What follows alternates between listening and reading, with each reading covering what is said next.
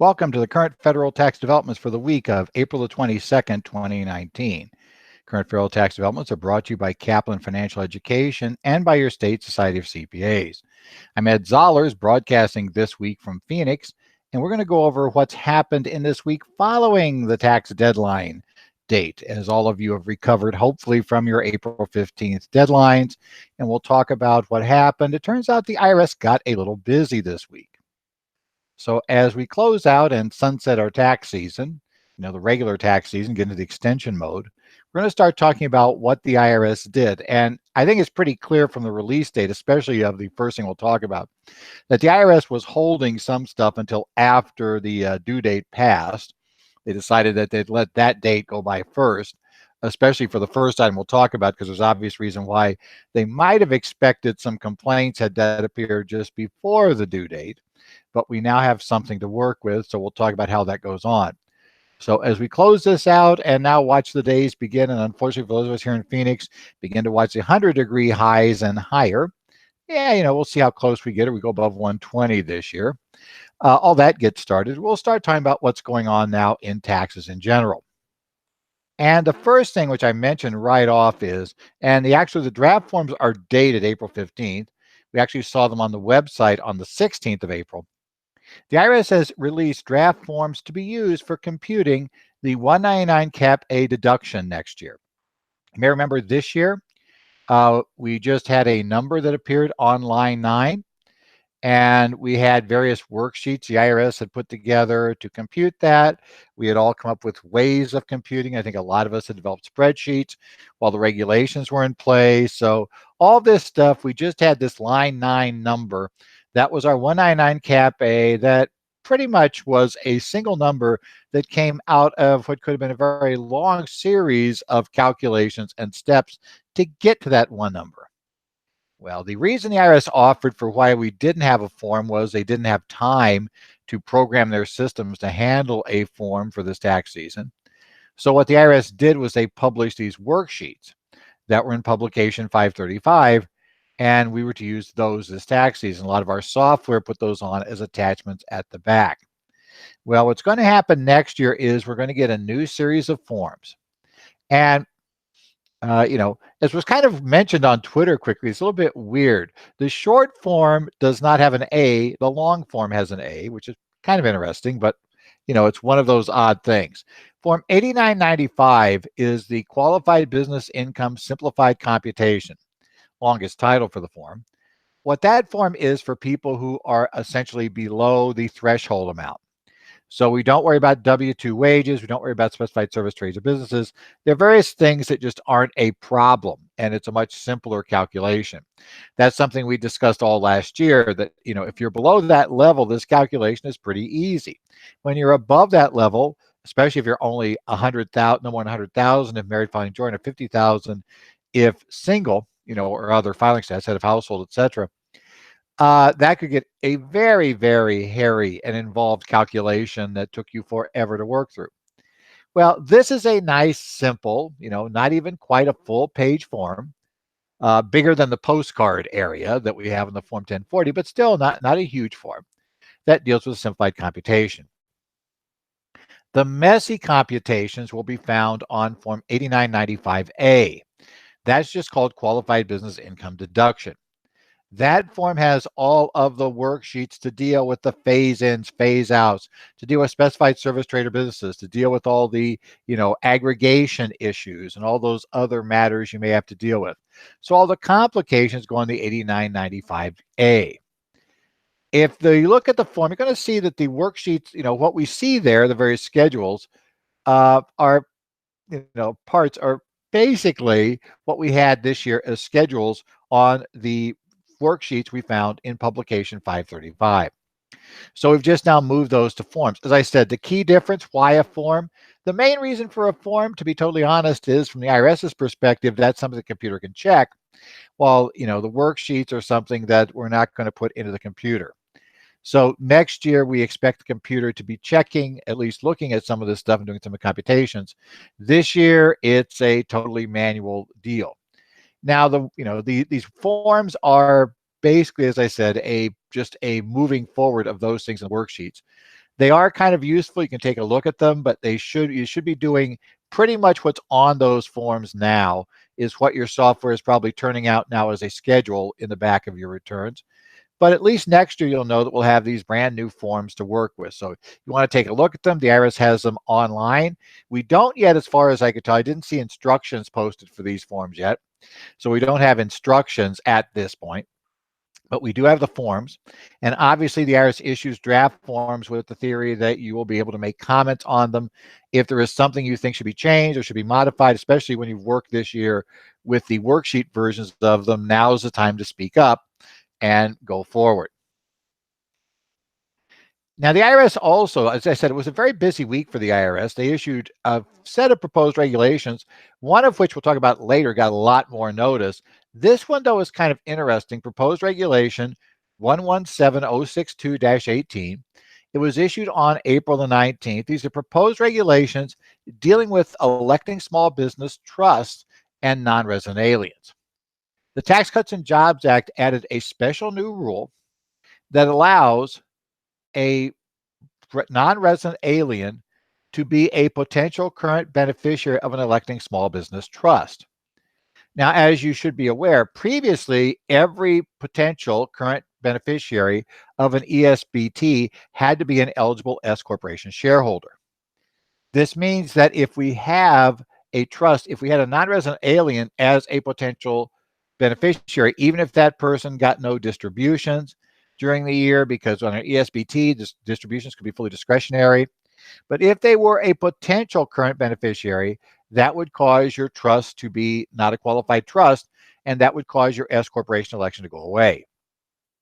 Now Congress said, we should be allowed to do that because Congress's theory was, read this in the committee reports, that on ESBT, we divide the trust into two pieces, and the S corp portion is taxed at the highest individual rates.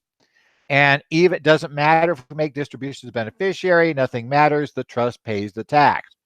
So Congress reasoned, well, there's really no problem here because since the trust, a U.S. trust has to be involved, and a U.S. trust is going to pay the tax the highest rate, that there's not going to escape taxation, which is one of the concerns we have about why we don't have non-resident aliens. If you had an S corporation, non-resident alien was a shareholder, the problem is the flow-through income, A, if it wasn't effectively connected income, would not be subject to U.S. tax, and B, we could very well have treaties with those countries that would make them not subjected to U.S. tax. And since it is a corporation which otherwise would have to pay tax on all of its income if it did not make the S election, that, we aren't going to allow non-resident aliens because we want this, you're elected corporate means there has to be a U.S. tax. Well, Congress said, well, there's no problem, we can do this. The IRS said they forgot about something. The IRS was concerned that if this trust is a grantor trust with regard to the non-resident alien, under the grantor trust rules, the grantor, the person who is treated as the grantor, normally it's the grantor, but there can be cases, there are situations where a non-grantor can become treated as the grantor in a grantor trust. If that person, was considered to be as a grantor trust, it could still make the ESBT election because it would qualify based on all the rules, and the non-resident alien shareholder wouldn't block it. But that would mean that when the income came out, we'd have all the problems they were worried about. The IRS had ruled years ago that the grantor trust rules basically take precedent over the ESBT rules.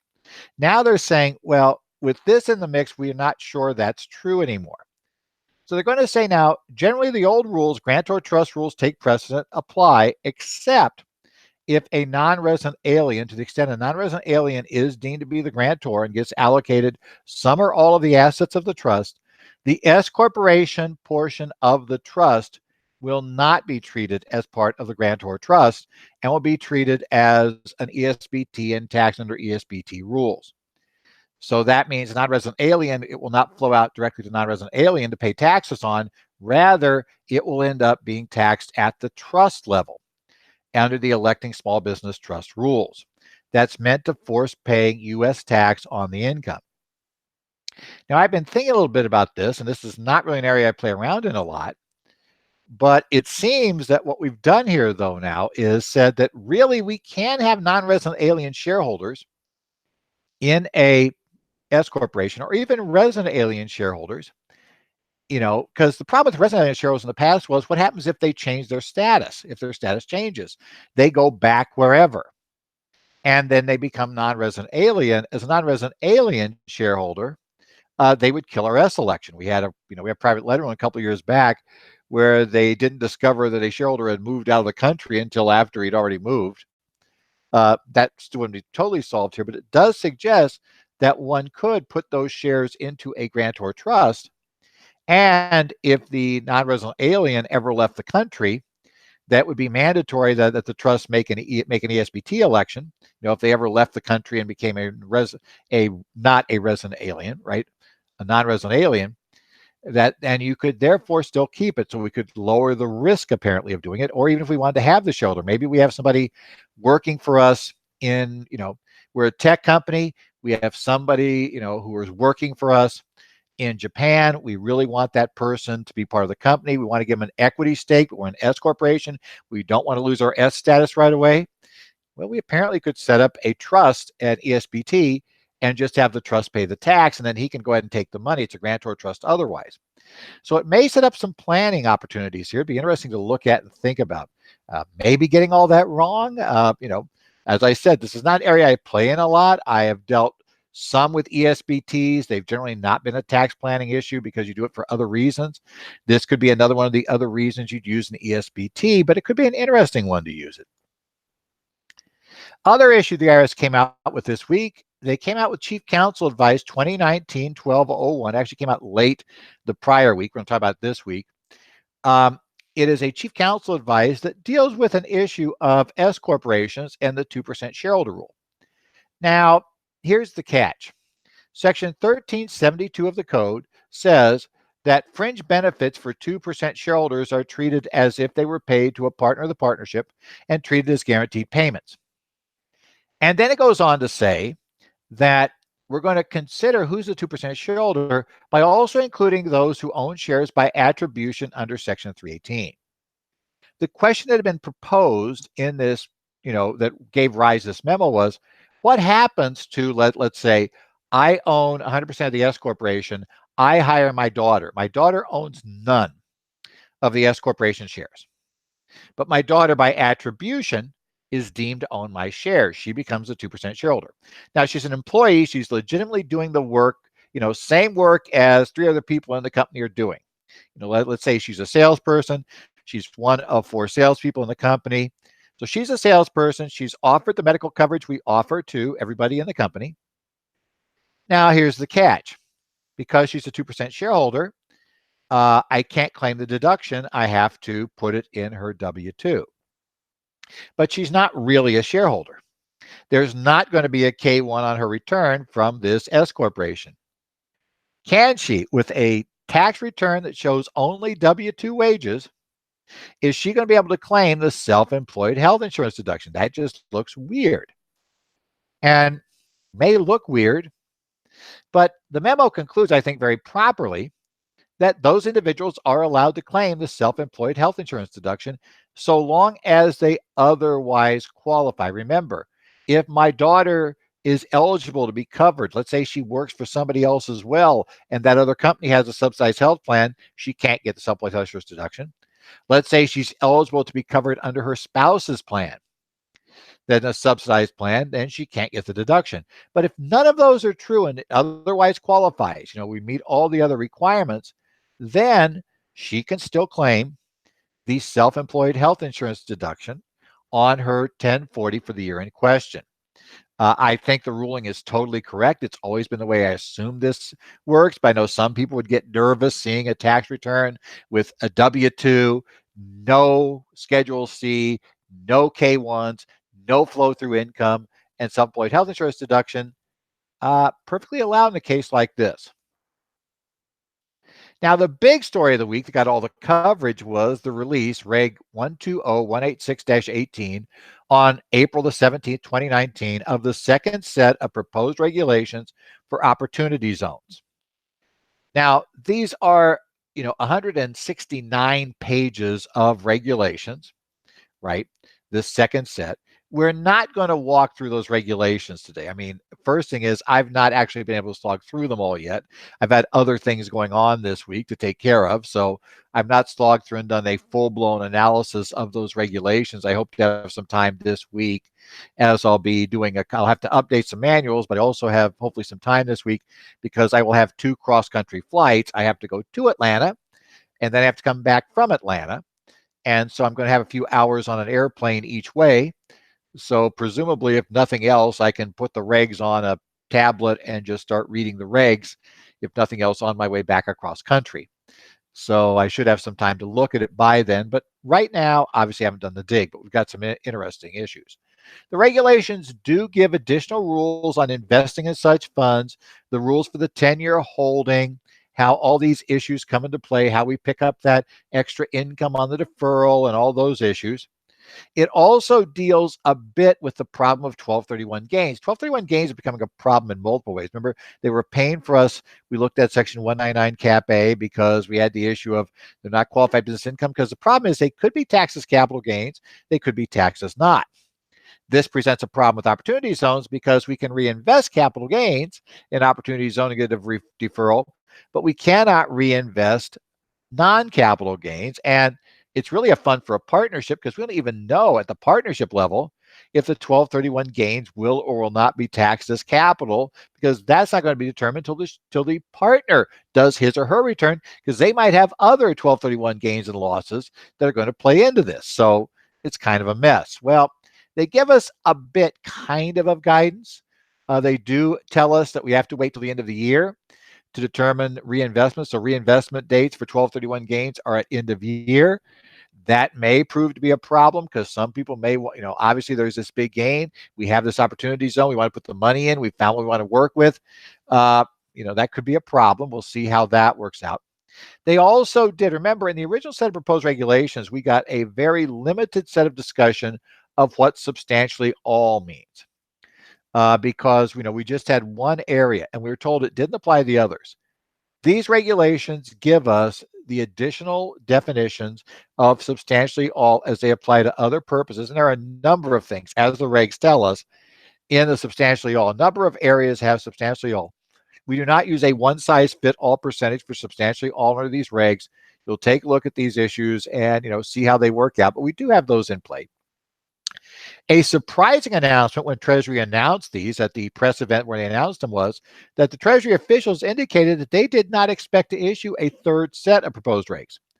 Almost all discussions prior to the release of these regs thought there would be 3 sets of proposed regs issued, that there would be this set and then there'd be another set coming later. So we'd have 3, there'd be 3 passes at this due to complexity. I think the IRS is feeling the pressure from people saying, wait, we've waited so long to get this guidance. We're not able to start up these investments because we have these unknown items. I think the IRS wants to say, okay, we got everything answered now. Just you go ahead and do whatever you want. Do what you want to do on these things. There's a lot of speculation that they're not going to be able to hold to that in fact, there are still a number of unanswered questions, and that the level of things they're going to have to do to answer those questions are beyond the types of modifications they can simply make in going from proposed to final. So they'll probably have to send out another set of proposed regs. We'll see how that works. Nevertheless, if you are you're looking at setting up these opportunity zones funds, or you're looking at investing in them, clients are looking at doing those things, you want to take a look at these rules, see how they work, take a look and see if this will actually function. Obviously, some people have already started things. If you already tried one, you already got one going, you want to go now back and check and make sure your assumptions about how this is all going to work out actually are going to hold true. That's probably also a big deal that I think a lot of people are a bit worried about. So, you may want to go take a look at that. Again, 169 pages, but if you're in this area, it's 169 pages of required reading. So you want to go take a look at that. Now let's go to our final case of the week. This is a case from the Ninth Circuit Court of Appeals. This is the case of Baldwin versus United States from the Ninth Circuit Court of Appeals, case number 17-55-115 and 17-55-354. The opinion was issued on April the 16th, 2019. It reversed the decision of a district court that found, that denied the government the right to essentially say that this case should be dismissed for lack of jurisdiction because in essence, they filed, in essence, the what was a claim for refund, I got to get this correct, was filed too late. So there is no issue to go before the court. The Ninth Circuit revisits something called the common law mailbox rule. Okay, now let's talk about what that rule is. Under common law, there are some things that need to be given to, or let's say filed with, various agencies, and you may be allowed to mail those things in. The common law mailbox rule is, like all common law things, it's not actually anywhere found in statute. It's been a concept developed by the courts over the years that says there is a presumption, so long as you can prove, by, adequate evidence, you can show, meet your burden, whatever that burden level may be for what you're trying to prove. Generally, you've got a preponderance of the evidence. By preponderance of the evidence, if you can show that the document was mailed, then there will be an assumption that the document was delivered, right? So you could prove. So if I had my tax return, if mailbox rule applies to tax returns, if I have my tax return, I have everybody in my office watch me put my tax return in the envelope, seal it up, address it to the IRS, and then they follow me to the post box, to the mailbox, and they watch me drop the letter, drop the package with the tax return in the mailbox. That would serve as basically proof that I had timely filed my tax return. The question becomes, is that going to work? There is section 7502 of the Internal Revenue Code provides the postmark rule we're all used to, right? And 7502 tells us that if we send something to the IRS, if it has a postmark on or before the due date for filing the document, that is deemed to be the date the document was delivered to the IRS, so long as it was delivered. Also, 7502 added another provision that says, if, however, now remember, that required the return to be delivered. If it never makes it to the government, it gets lost in the mail, then the postmark rule doesn't apply if it never got to the IRS. That 7502 statutory rule doesn't apply unless it gets to the IRS. However, there's a second rule that applies even if it doesn't get to the IRS. If we use registered mail, by statute, so long as I have proof of registration, I have a document, the receipt stamped by the Postal Service, showing registered mail with a date when I provide it to them, that is considered prima facie evidence of delivery of the document to the IRS. The burden shifts to the IRS to show that they never got the document in question, or to show something else was in that envelope. Basically, and they have the burden of showing that, and that's a burden, to be totally frank, they are never, I won't say never, maybe there are some odd situations where they could actually overcome that burden, but it's going to be highly unlikely they can do so. The rule also said by regulation, the IRS could expand the registered mail rule to cover certified mail. The IRS has done so, and again, with certified mail, which is less expensive than registered, and to the Postal Service, much less of a pain for them. Register certified mail, as long as we have that receipt that is stamped, we're good. It is deemed to be in the IRS's hands, and the burden is on the IRS to show that we didn't send them the document, or the document was never delivered. And again, that's going to be virtually impossible for the service to show. Prior to issuing regulations in 2011, there had been some dispute as to whether 7502 was the exclusive way you could prove timely filing, or just safe harbor ways of proving timely filing. Prior to 1992, in the Anderson case, the Ninth Circuit had ruled that it was just a safe harbor, that so long as you could prove mailing, and the court did make it clear, it takes a lot of evidence to prove that you meet the mailbox rule, but as long as you could meet the mailbox rule, that you were deemed to have properly mailed the return in, and now the burden shifted to the IRS to prove that, they hadn't received it. Well, What happened is the IRS issued regulations limiting proof. In 2004, 12 years after the 92 Anderson decision, the IRS issued proposed regulations that stated that 7502 registered certified mailing would be the only way of proving timely mailing, timely filing of a document with the service. By the way, there are similar rules that apply to electronic filing, but obviously we're not proving a document went anywhere in electronic filing. We're proving the electronic transmission. That's a slightly different provision. We're just going to talk about documents here. Now, that was proposed with an effective date back in 2004 when the regulation was issued. As we discussed last week, generally regulations cannot have retroactive effective dates, except unless they're issued within 18 months of the date the law is passed, or if it's necessary to stop tax abuse. Well, that wasn't going to qualify here, so they did that. Now, it still took them a while to finalize this. It took 7 years. In August of 2011, they finalized the regulations, and the regulations went final. But you had been put on notice in 2004 that the IRS was planning to force you to have to use the 7502 protections to file. Now let's go to our case in question, Baldwin. Mr. Baldwin had filed a claim for refund. Now, that claim for refund was due by October 15th of 2011. Okay, that was the due date for filing his claim for refund related to a net operating loss, as I recall. He filed that claim for refund. He says he filed it in June. He produced evidence from his employees who testified that the document had been placed in the mail in June of 2011. In August of 2011, the regulations went final. And come October 15th of 2011, per the IRS, they have no record of ever receiving the document. Eventually, of course, the taxpayer starts asking what happened here. I mean, we're all used to the fact that, amended returns take a while to get processed, but the taxpayer got a little concerned, and eventually the service said, we have no record of it.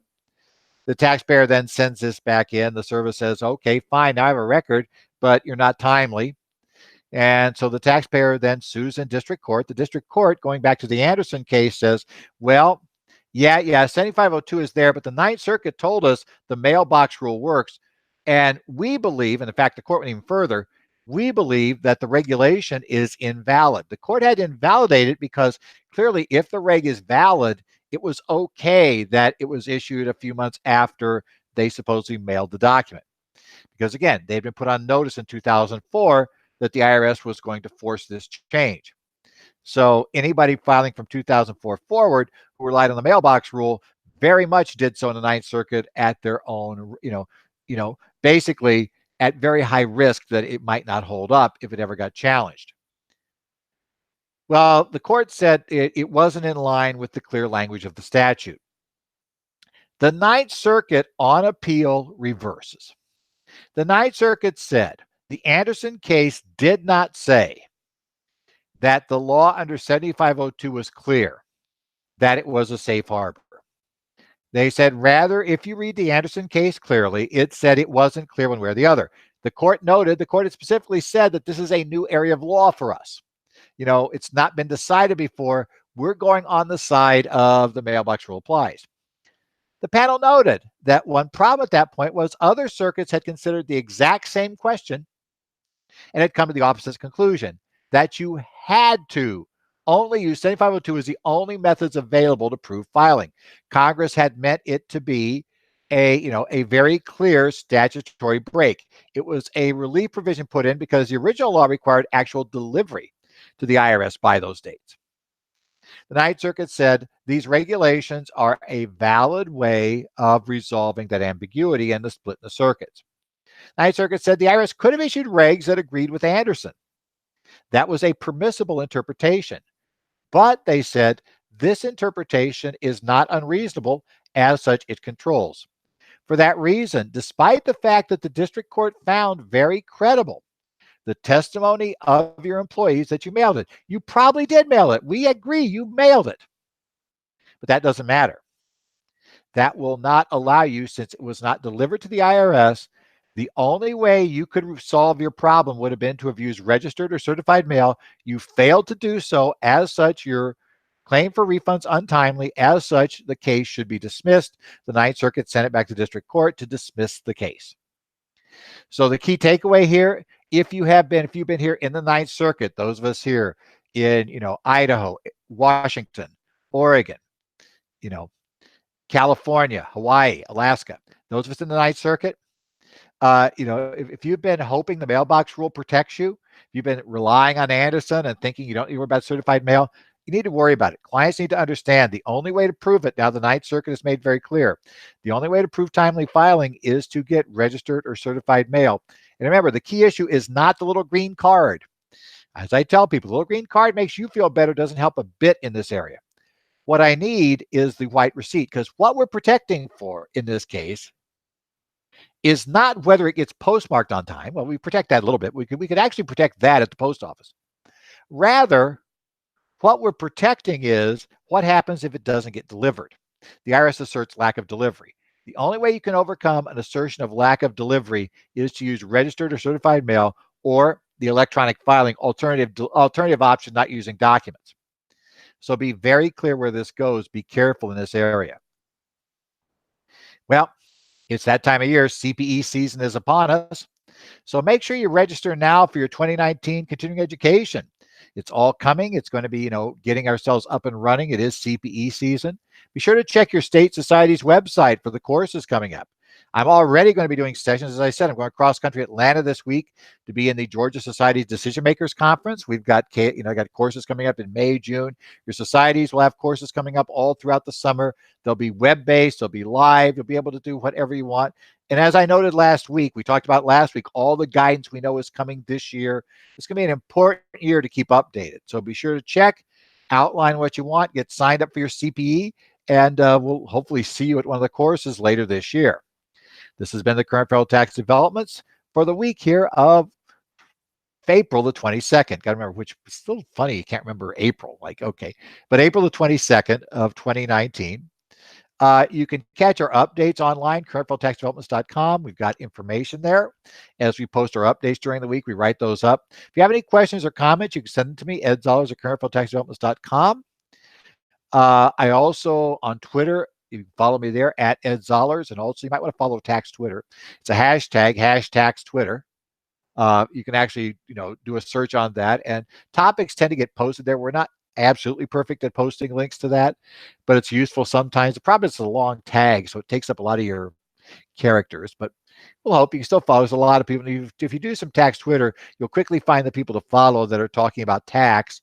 Believe it or not Game of Thrones, all those things. We're not talking about those, talking about tax or what we had for lunch this week or any of the political fun stuff. You can talk about the tax stuff, which is what I'm on Twitter for. Also, I do follow discussions on the groups for the state societies, Connect groups. The 3 Connect groups I follow are with Arizona, New Jersey, and Minnesota. So I do try to take a look at questions posted there and issues posted there. Don't have time, I can't jump into everything, but I try to keep a look at. Also, I take a look at California's Tax Talk group, the Cal CPA Tax Talk group. That group is open to any CPA anywhere in the country. You do not have to be a member of Cal CPA to be part of that. So you might want to take a look in there, or take a look at your own state society, see if your state society has such a group, because these are really useful resources. And again, IRS is probably going to continue to be busy. We told you last week we're racing toward that June 22nd date. They're looking to get a lot of TCJA guidance out by that date. So we're going to be seeing a lot of things happening over the next couple of months. So you want to make sure you keep up to date, and we'll try to keep you up to date here as we give you the weekly updates. So after I get back from Atlanta, see you next week here on Current Federal Tax Developments.